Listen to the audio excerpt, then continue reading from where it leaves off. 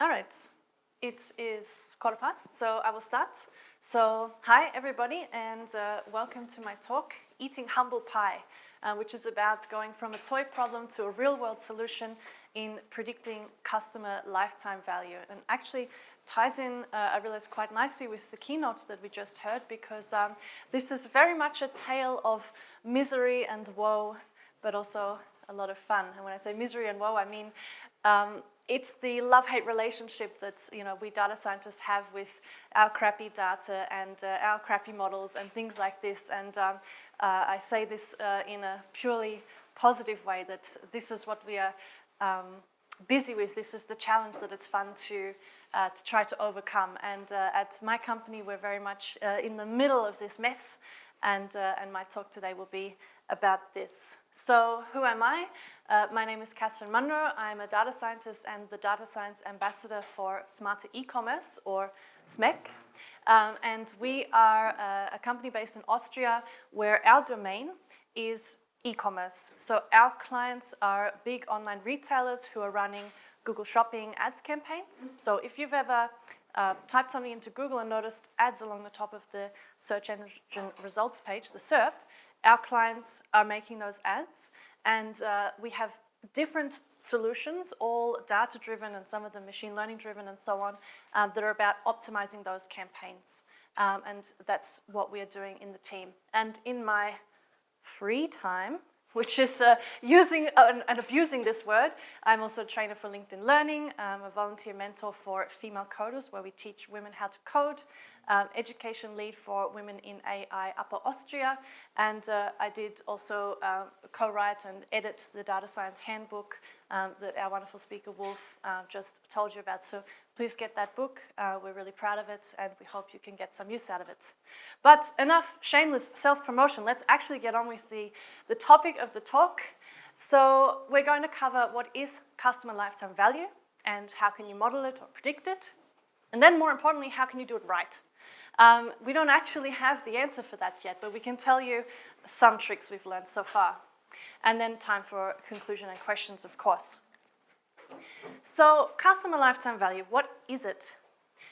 Very, very simple. It's the value generated by a customer over their lifetime with the business. So from the first purchase they ever make to the last. And value could be pure revenue, or it might be profit. More on that later. Now, there are sort of two main ways that you can think about customer lifetime value, and it is best to start simple and look into the past, and just what is my customer lifetime value so far. And already with that kind of insight, you can do great things. You can identify customer segments and their needs. So the high customer lifetime value group, why is it that they are generating so much revenue for you? Are they just buying a Porsche once? Or are they buying lots and lots of cheap things very often? And what needs do they have? What are you doing right that's keeping them coming back to you? Because then you can try to keep doing that.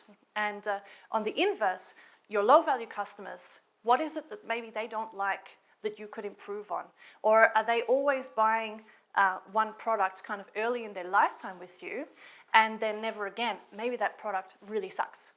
So this is very important. You can understand customer journeys. So if you notice your high-value customers are the ones who are signing up in a physical store, and your low-value ones are signing up online, what does that tell you? Is your website crappy? Are your store service people amazing? Very important to know. You can look at how demographics like age and location and things like this affect customer lifetime value, just to understand your customers better and serve them better. Whether this is services or products, it's the same in the end. You can try to market to those different groups better, because once you understand them, you can speak in the language they want to hear. A very important point, probably should have put this earlier on. You can know what to spend on customer acquisition. What I mean by that is it's expensive to get your first customer. And you want to make sure those customers are the ones you're retaining and who are going to then have a long lifetime with you and spend a lot of money. And you also want to know when, on average, do you break even with your customer acquisition spending, and can you try to improve that and get that time frame down a little bit? And the nice thing about just calculating historically is then you have a baseline to improve on. So then you can try out some of these different things, like creating the different strategies, and then later recalculate your average CLV, see how you're going. Then if you want to get into the future CLI prediction or estimations, we should really call it, uses are things like preventing churn. So you can predict that a customer is actually looking like they will never purchase from you again. Why? How can you re-engage with them? On the inverse, you can decide which customers to fire. I would be fired by Peek & Kloppenberg in a day if they had this set up, because I buy so much stuff online, I try it all on at home, I send it all back, and who pays for the shipping costs? They do. And who gets the revenue? Not them, because I send everything back. They would love to fire me, and you can find that out with these kind of methods. Another potential is if you predict that a customer is maybe sort of somewhat loyal to you, but they're not in your stellar category, you're really loyal ambassadors, maybe you can engage them with some special targeted emails or a phone call to turn them into ambassadors, so maybe they start to invite their friends. And on a practical side as well, very important, you can try to anticipate revenue inflows. So if you know when customers are tend to spend in their overall lifetime, this helps give you a bit of a feeling for your cash flow, which is very important as a business. So how can we model or predict customer lifetime value? So here we'll go through some basically techniques. You can start with a stupid simple formula. It's based on 3 elements, and they make sense. How much does a customer usually buy? How often do they shop with you? And how long is their lifespan? So as an example, if your average customer spends about €25 per transaction, they shop twice a month, and they stay with you about 2 years, they're worth $1,200 to you on average. So this would be one number for all of your customers. And you can vary this if you want to get more sophisticated by actually thinking about margin instead of just revenue. So if you don't have enough data to know margin on an individual transaction level, you could make an estimate and multiply this sum at the end by a margin factor. Or if you do know the margin on the transactions, then you could use that instead of the revenue, for example. Now this is really simple, and that's great because it makes sense and it's very easy to implement. But that's kind of about it, because it's not very actionable. You have one number for your whole customer base. So even if you start to try to change things and improve it, and then you calculate this number again, it's gone up or down. Yeah, but why? What did I do right or wrong? It also averages out the sales velocity, so you lose track of this, are they all spending at the beginning of their lifetime or over the whole time? You don't know this anymore. And it doesn't help you understand anything about your customer segments. And another problem is it's not very reliable. So being averaged, it's very easily skewed, especially if you have some big spenders, especially if you have a mixture of retail and business clients, because as business clients, they might buy huge sums, and this completely messes it up. Another problem in so-called non-contractual situations is you never actually know when a customer dies. You don't know when they stop purchasing from you. A contractual situation is different. That's when you have like a phone contract or something that you have to actually actively cancel. Then you know you've lost them. We have this naive assumption that spending and churn are constant for all customers. And obviously that's not true either. So how can we improve on this?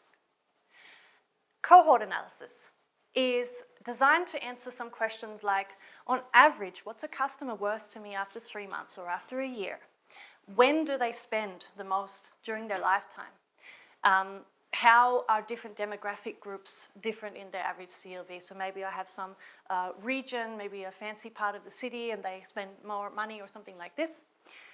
And how does the acquisition funnel affect the CLV? So that's what I said about, did they sign up in-store or online? Was it due to a promotion or something? So loads of questions. You can do that by simply applying the average CLV formula to different customer segments. You could segment the customers by the acquisition channel if you wanted to. Or what's very common is to segment them by acquisition month. Or you could say week if you have a very fast sort of shopping rate. It depends on the seasonality of your domain. But it's common to just basically segment the customers into the months of their first purchase. This could mean that it's their first purchase ever, or especially at the start of the data, you don't know if they were already a customer here. So you don't know if it's really when they became a customer or just they already were. But anyway, you segment them like this, and that's what we see along this axis.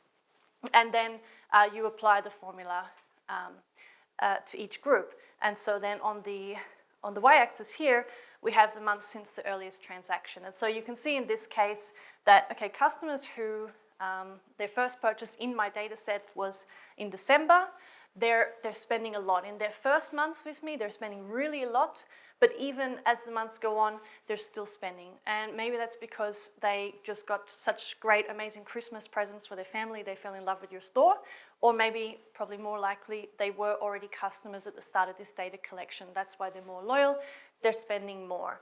And customers here in the middle, they sign up in summer, why? Maybe this is why they're not spending so much. So you can already start to get some insights. But we still have pros and cons. I mean, again, it's really easy to do, and you start getting insights straight away, which is great, but the insights are still limited and based on those naive assumptions. So we still want to get better. So, probably the most famous term you will find when you start to get into this topic and Google it is RFM approaches.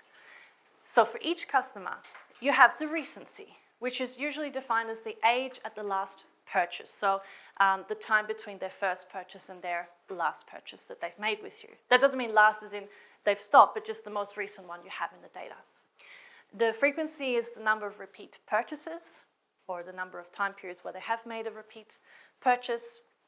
And monetary value is it's generally the average transaction value they're making. And you can do some cool stuff with this already. So you can very, very easily calculate the R, F, and M score for every customer. And then you can group them using that. So you could be stupid simple. Well, stupid's a bad word because it's still useful. But you could say just take percentiles and say, okay, I want to divide my customers into top 20 and then the next 30 and then the rest or something. Or you can apply some unsupervised clustering machine learning model like k-means to try to identify groups. And once you do that, you can then discover segments. So you can basically combine these scores and then come up with something like this where you say, okay, when they have very high recency, very high frequency, very high monetary value, they're obviously awesome. But if, for example, they have a high frequency, but they haven't shopped for a long time, then maybe these are customers that are about to churn and you want to rescue them. So you can already start to do this, or you could add these features to a machine learning model, which we'll get to. So again, it's got some pros. It's intuitive, it makes sense. And these hand-curated groups, like on the previous slide, they're very sentient. They have names. Store heroes, churn risk, new and emerging. And that's easy to give to other departments as well, like your marketing department. They can really do something with that. Or even better, you should be working with your marketing department to create these segments. That's why Wolf is absolutely right when he says domain knowledge is essential. I'll also mention that. And so these are really tailored to your business needs. But there's some cons, and this is where we start to get into really the failures that we already made on our journey. Firstly, how many levels do you want to define? Is it just high, medium, and low? Or 6 levels or something? Depends very much on the business needs and what the domain experts tell you they need. And then how to do the scoring. It's surprisingly common to see just concatenation of the scores. So if their recency value was 1 out of, let's say, 1, 2, or 3, and the frequency is 1, and their monetary value is 1, then their score is 1, 1, 1. And then you just draw up a matrix where if it's 1, 1, 1, they're in this group. And this is used often, but it's, of course, not weighting these different contributing factors. Is that appropriate? Maybe not. Especially recency, I think, is very important. Because, as we said, a customer who used to purchase a lot but hasn't for a long time, probably their CLV to you, their future CLV, is low unless you do something. So it's maybe bad to lose the side of the weighting. Another problem is if you have 3 potential scores for each, you already get a certain number of combinations of possible scores. And obviously, if you increase that, this will explode to the point where you can't deal with it anymore. So what you could do instead, for example, is just to sum those numbers, so you get fewer groups, but now you've lost, again, the contribution of those individual factors. The hand curation is really nice, but of course time-consuming. So what to do? We're still not onto a perfect solution yet. But now we get some fancy data science graphs, which is what you're all here for.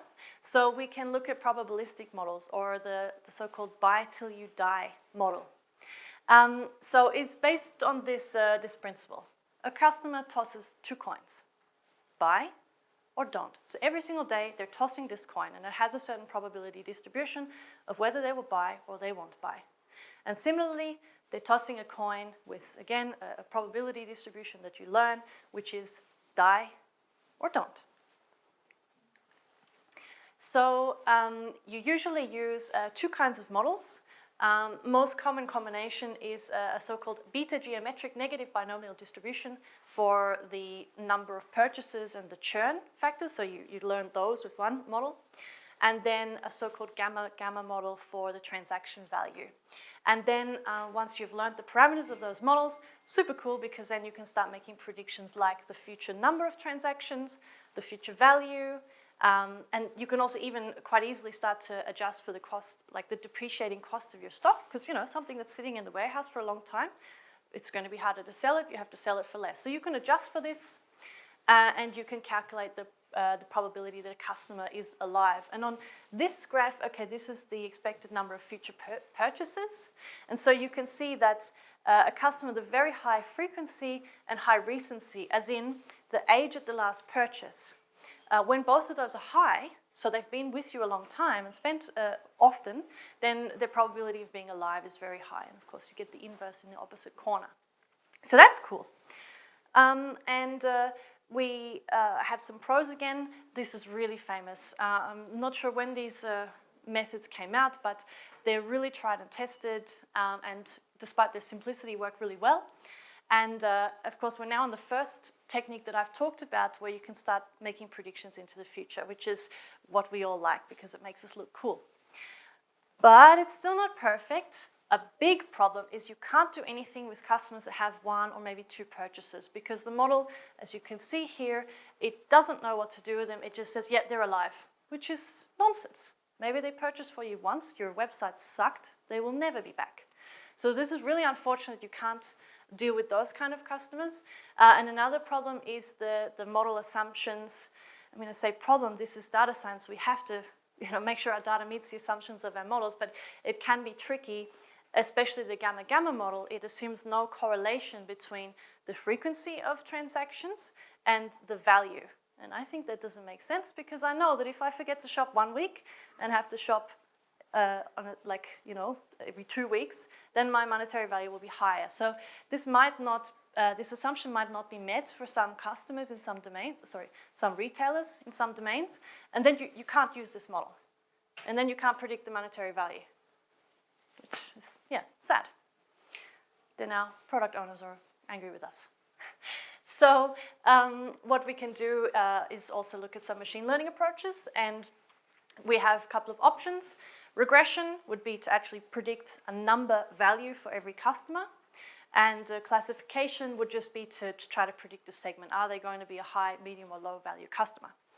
And what you tend to do is you have a whole timeline of your data, and so you set a threshold date, and you calculate these, for example, these RFM values for this pre-threshold period, and then you try to predict the CLV for the post-threshold period. So what you could do is you could just feed these features and any others you have into a regression model. So when I say other features, you might have information about whether they're purchasing in store or like in a physical store or online, what device they normally use, because if you've got a fancy Mac or let's say a fancy laptop or a phone, this implies something about the amount of money you have to spend and so on. Or another approach that we've also done is to cluster the RFM values. This is quite common in this threshold period, and then you also cluster the post-threshold monetary value, so you basically identify clusters of spenders in your test period of data, and then they become your target labels, so they're going to end up in this cluster of monetary value or this, and you can again start simple with percentiles, or you could use a clustering algorithm to discover the right number of clusters, like k-means, and then you use those cluster labels as features for a classification model. So this is cool because, again, we're able to predict into the future now. We can add in new features, like I said, and we can use model insights. There was a lovely talk about that yesterday. Catch it on YouTube if you missed it, about using things like Shapley values to look at the predictions and then understand, okay, what made this customer end up getting a high CLV prediction? Obviously, you know, your marketers, they would love to know this. But the cons, and again, con is not the right word. So the con is that it's harder to get right because, damn, now we have to build a model and we have to get the data right and we have to tune it and hyperparameter optimize and stuff. That's really not a con because that's what we're here for. That's why we go to work, or at least for me, it's fun. But yeah, it's you know, it's not as fast or quick or simple. So these are the methods that are tend to be used and are available to you and that we've dabbled with at SMEC. But what did we learn? How can we do it right? So you should get really clear about your features and methods because this field tends to be a bit of a minefield for misleading advice or conflicting advice or lots of things like that. It's not so clear. So we found that, you know, for example, frequency. Some people would just take it as a total frequency. So for each customer, they calculate that. But others suggest, or actually, no, we had this idea, why don't we divide it by the lifespan? So it's more like, okay, how many days on average between a purchase? Things like this. You could try both, but just make sure that you're clear on it. And of course, if you want to divide it by lifespan, then you have a problem again with the one-time buyers because their frequency will be, it'll look like they make one purchase a day. But no, they made one purchase once. Monetary value as total or as average. So the gamma-gamma model needs this to be average. But the recency, frequency, monetary approaches, they don't have to have it this way. So you have to be clear of it because like one mistake we made is we started with RFM, so we got used to using sum of monetary value. When we went to check this model assumption of gamma-gamma, of course the transaction frequency was correlated with the monetary value. And there's, we can't use this model.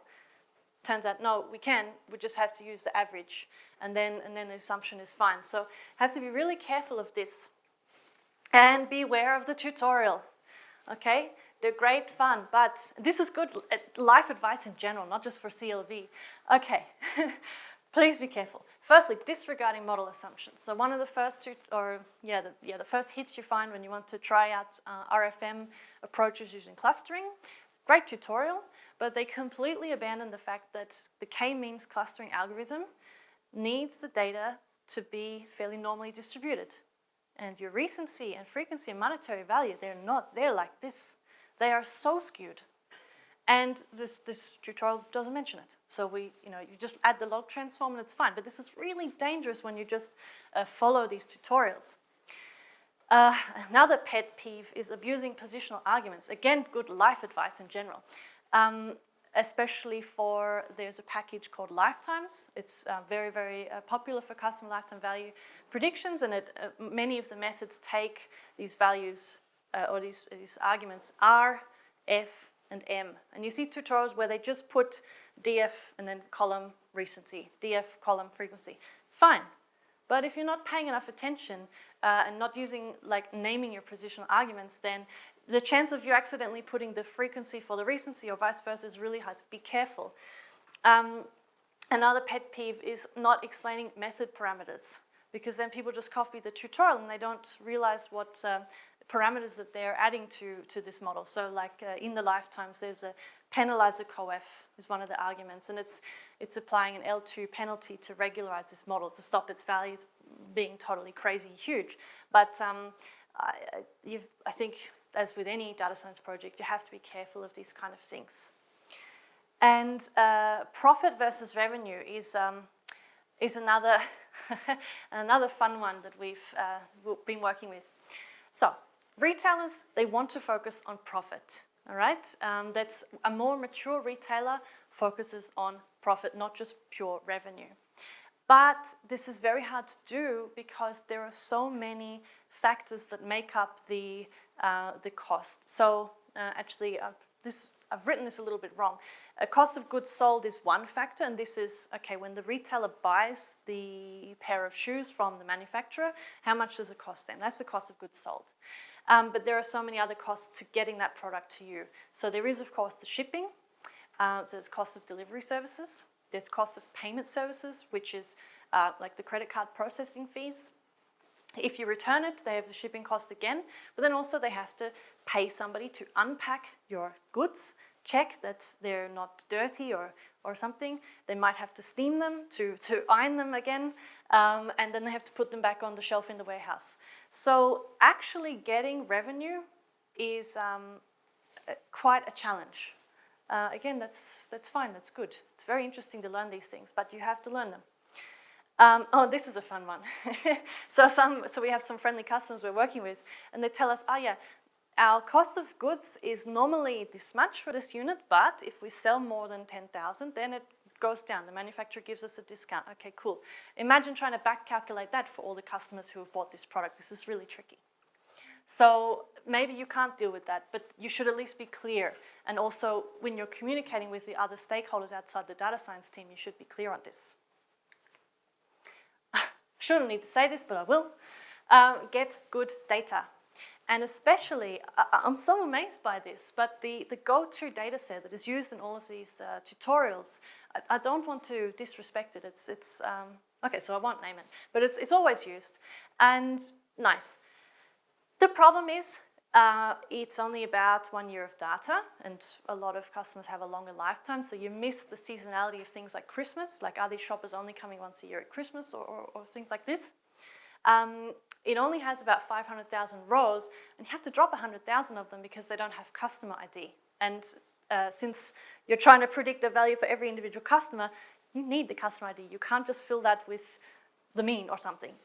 Doesn't make sense. So it's not huge. It has a low number of purchases, or at least compared to the clients that we deal with, the amount of conversions per day is quite low.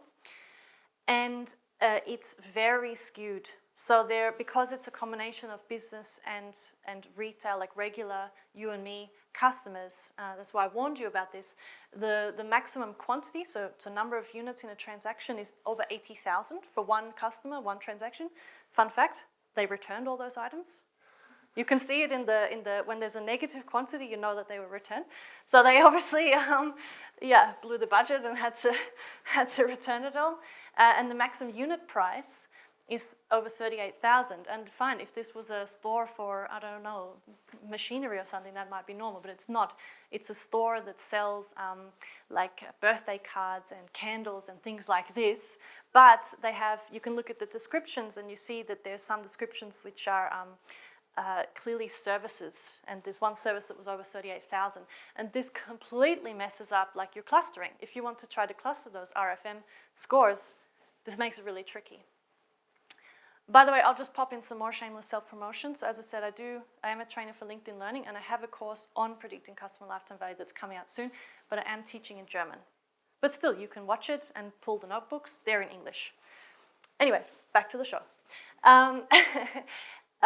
Beware of differing data requirements for different CLV methods. So what we're doing right now at SMEC is we're trying to get a really nice fixed data set to test multiple models on, to build a good baseline and so on. And unfortunately, the different methods have different requirements. So as I told you, the beta gamma negative binomial, I always forget these terms, the BG, NBG model, it needs customers with 1 to 2 purchases. The RFM models don't, but if you want to be able to test the different methods fairly on the same data, then we just have to drop all those customers, which is a shame because it's not necessary for those approaches. Okay, that's what I said here. You have to ensure there's consistent data. Then, as Wolf said, he's so right, get domain experts. So another fun situation we've come across is returns and services. So how do you deal with them? Okay, so starting with returns. Do you add all these costs, like the return costs and the cleaning costs? How can you calculate them? And what about these services? You have to make, it's actually a business decision. Do these customers who are buying a lot of services, do they count with the rest of your customers, or do you want to deal with them separately? And it depends on if your client is a retailer, it depends on their capabilities, because they might, like, if you want to treat these separately, then probably you'll build 2 models or something for the different kinds of customers. So it's more work for you, and also for them, they have more work than in handling those kind of people. So this is a 2-way conversation, basically, that you have to expect. Discounts. One of our friendly clients, they have loads and loads of discounts in the transaction. So you will see, along with, you have 1 row per product, and these rows, the product description is something like 50% off if you spend more than €100, or 5% loyalty discount, or 10% off your cheapest item. Now that's fun, because what are the costs of these discounts to your business versus their incremental value? Because yeah, you had to sacrifice some profit on that transaction, but maybe that customer would never have spent that much money if you hadn't offered it. And I mean, we could start a whole separate project on causality modeling to try to figure that one out, but we're not going to do that yet. So for now, what do we do with this? The simplest solution at the moment for us is to drop it, because our models, they have a feature about the number of purchased items. And so if they have this item is included, then they will sort of learn an average, like the average price per item that these customers are buying is smaller, because actually you've got 1 extra item that's contributing 0 revenue. And so we really found that when we did our first calculations, we had all these customers, the low value customers, we looked at what they were buying, we looked at what all the segments were buying. And we found the low value customers were using all the discounts. Maybe if they're only bargain hunters, but a lot of these discounts were loyalty discounts that they only get if they spend often. So we said, no, this doesn't feel right. And only then did we discover that it was discounts, because of course first we did explore our data, but we didn't, I have to admit, we didn't so much look at the titles, because that's huge. That's natural language processing to try and understand them. It's a whole new thing. So you have to use your intuition as well to go, wait a minute, this doesn't sit right with us. Another fun one, you build an amazing model that's predicting a value of future customer lifetime value for every single customer. And the retailer says, yeah, cool, but all we can do is maybe make 3 or 4 or 5 different marketing strategies. So can you now group them? Sure, okay, how do we do it? Maybe you let the retailer tell you, okay, we just want the top 5%, and then 10, and then the rest. And then it's really painful, because you know that maybe there are better clusters, better ways you can segment this data. So you could, what you could do is, what we did as well, is we took 5, 10 and the rest, but then we also tried like 10, 20 and the rest, and different segmentations like this. And then we used correlation scores to try to see, okay, which segmentation then results in the best correlation with this, like the way we have segmented it. So we could do this, or we could build a k-means model on top. But then again, you have the questions, okay, how many clusters? You could use, say, this elbow method to look at the loss for each different number of clusters and decide, okay, this is probably the most accurate one that segments your data. But the client then says, yeah, cool, but we only have capacity to have 3 segments. Please make us 3 segments. So yeah, it can be an interesting discussion. Lastly, get clear about your objectives. So especially for things like cohort-based approaches, where you're just actually looking in the past, how often do you want to recalculate those RFM scores? Is it every time any customer makes a purchase, you recalculate it for them? Or is that unnecessary and you could do it once a week or once a month or something? And a problem with this is what I call the shifting thresholds problem. I'm coining that term. So it's nice to do a cohort analysis and then go, okay, our high value customers have on average this recency, this frequency, and so on. But of course, every time you recalculate this, the averages will change. So you won't be able to get such general insights. And especially if you're always expanding your data. So if you've started data collection and you just keep adding every day to it, this will really change. So you could instead try to make a moving window, which might make your numbers more stable, might not, depending on one big spender or something going on a shopping spree. And also then you're throwing away data, which is sad. We're data scientists. We don't like this. So that's a problem. It's also important to educate your clients and also find out for them, what do they need right now? Do they need a prediction, or can they already get use out of just those insights? It's in this pyramid of needs. They don't necessarily need to go straight to the machine learning. And tell your customers that prediction is just our best guess. And then, lastly, I'm done now, how to use the insights. There's so many ways we can do it. So you can just provide insights which are already useful to the client, or you can help them to try to optimize their inventory based on the products that are bought by the high or low value customers, so get more of the high value customer products, the ones that they like. Optimize Google Shopping ad campaigns to target high CLV products, so you can actually say, I want to spend more money on the products that are bought by these customers, and so on. So that's really it. So I'll just conclude now by saying 3 points. So CLV is really cool and really sought after, so get amongst it. Unfortunately, though, there are too few resources that discuss the real-world problems that you will encounter, and domain knowledge in data science is super important. So I'm done now. I will leave my details here, so please feel free to connect with me, or on Twitter is where I share a lot of resources that I find on data science and so on. And I'm ready for your questions. Thank you.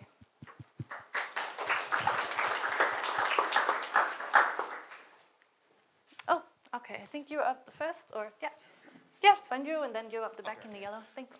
Thank you for interesting talk. And every time I approach the problem of customer lifetime value, I face the challenge to answer the questions what lifetime is actually.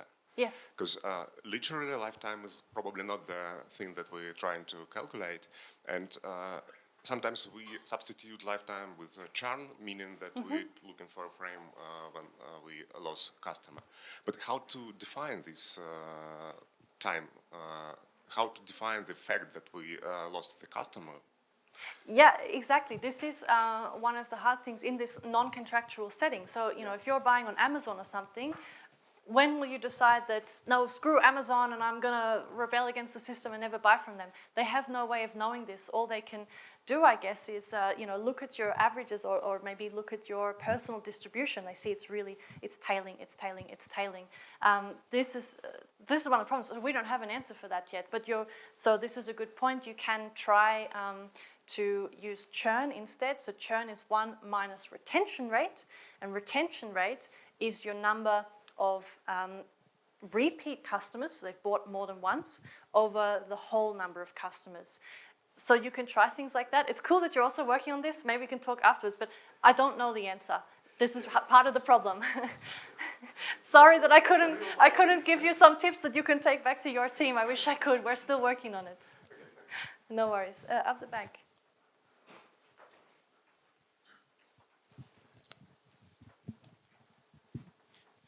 So first of all, thanks for the talk. It was really interesting. I would like to ask a question concerning the BGMBD model. I know that there's an extension to that, which is which is about the loyal customer. Called what, sorry? It's about the loyal customer, which basically means that for the higher amount of purchases or contacts to the interactions with the customer, you get an exponential increase after some point. For example, if you are like buying something from the one of the biggest retailers like Amazon, eBay, blah blah blah, what you will have after a certain amount of purchases, you will forever buy from them. I think there's like a common pattern among the customers. So that's something that I didn't try because there was a conflict of interest about deploying that, and I just was kind of forced to abandon that project. But did you try that? did you try to look at this loyal customer model when, there's a kind of guarantee that the customer will come back after a certain amount of purchases? No, I haven't even heard of it. So I'm going to be really unsatisfying for you, and I will take that idea to my team. But no, I didn't hear of that yet. Yeah, no I'm not the problem. main driver of the project. I'm working on basket insights at the moment, which is, I could also talk for an hour about this. Unfortunately, no. But we can connect and share some ideas in the future. And if we do try it, and you're not able to try it, I would be very happy to talk to you about it. But yeah. Yep, thanks. Sorry, I can't answer for now. And one other thing, Sure. which is, I don't know, like this might be not more of a question, but some idea. You said that for the one-to customers, there will be no prediction. But if I remember right, because I was There's a doing that, prediction, but for the probability of being alive, it's 100%, which is unrealistic. there's an exponent there. There's an exponent. Basically, it means that, yeah, first purchase will be like 100%, but the second one will be like exponentially low, which will be like 0.001. Yeah, I have this here. What I want to say is it's still a prediction, which is, yeah, that one. Yeah. No, this is the already gamma one, I think. So basically, if I said no prediction, then I probably misspoke. You can make predictions, but if you look at this, for example, you can see here the predicted likelihood of being alive is 100%. If they've only made one purchase, and this sort of, you can't really know that yet. So, yeah. And the one is again something that I looked only on the probabilistic models. I didn't try the KNN, etc.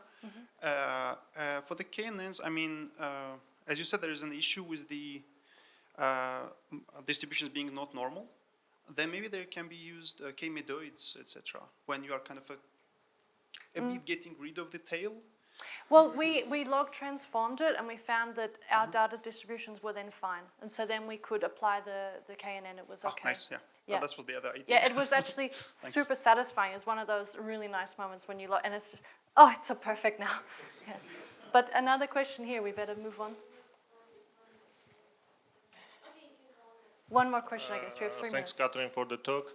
I'm interested, have you delivered your solution to production, and which models have you chosen? No, not production yet. We are very much in the stage of working with our friendly clients and learning. So. And which models performed well in your?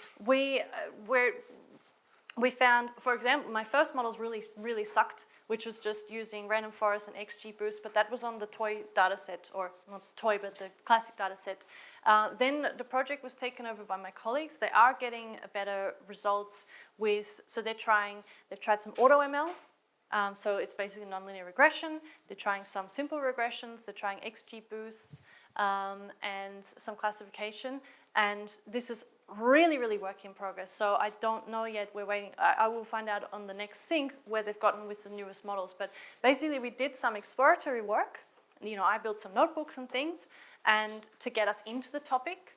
And then I handed this over, onboarded the new people, and then we said, okay, now we do the proper data science of fixing a data set and setting up sort of a good experiment platform. So we're in that stage right now.